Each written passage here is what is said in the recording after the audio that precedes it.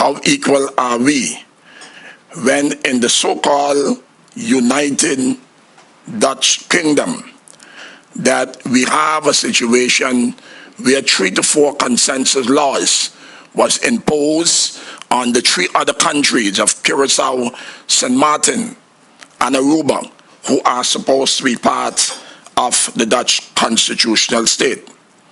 How equal are we when a junior minister, a state secretary here appointed in Holland, is given instructions and ultimatums to the governments of St. Martin, Aruba, and Curaçao, and even given parliamentarians ultimatums to vote on certain legislation that the Dutch believe should be in place? And this was evident with the most recent COVID pandemic that had a devastating effect on all the islands in the Dutch Caribbean. And when the cry for financial assistance, not even in the form of a grant, but in the form of a loan, the governments of Aruba, St. Martin, and Curaçao was required to comply with some of the most ridiculous demands. There's a couple of things you said in your speech. CFT was not put on us. We agreed to CFT when they paid our debt of over billions of dollars. Okay? So I try to hear you talking about the islands don't agree with the Dutch. Let me tell you something. Just like Aruba, most of the population believe in the Dutch kingdom.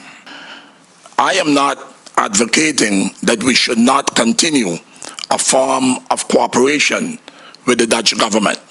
But what I am advocating is a form of a Commonwealth status. Sure, there's some things that have to be fixed.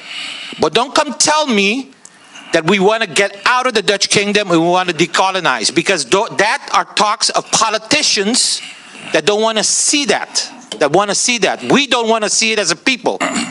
Okay, I think it's about time that we do referendum today and talk to the people to see what they feel about being Dutch kingdom. I'm so tired of hearing people saying that we want to get out of the Dutch kingdom. My great uncle signed the statute, if you don't know.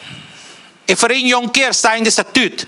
His dream was that someday we become independent, but we haven't done what we have to do to become independent. You don't have confidence in yourself. You don't have confidence in your people. Today, Curaçao, who once was the envy of the Caribbean, is flat on your face.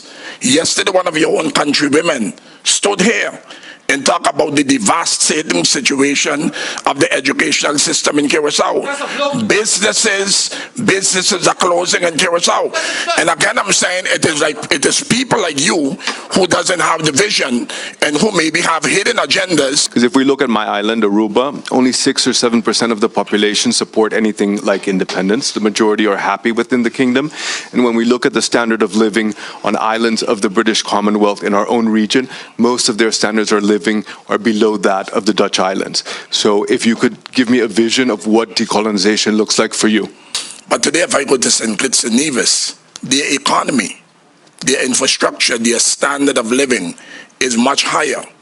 Today, St. Kitts and Nevis is competing with islands like Curaçao and St. Martin, whether we believe it or not. Many of us believe that this European passport is a certificate to heaven, and I don't believe that.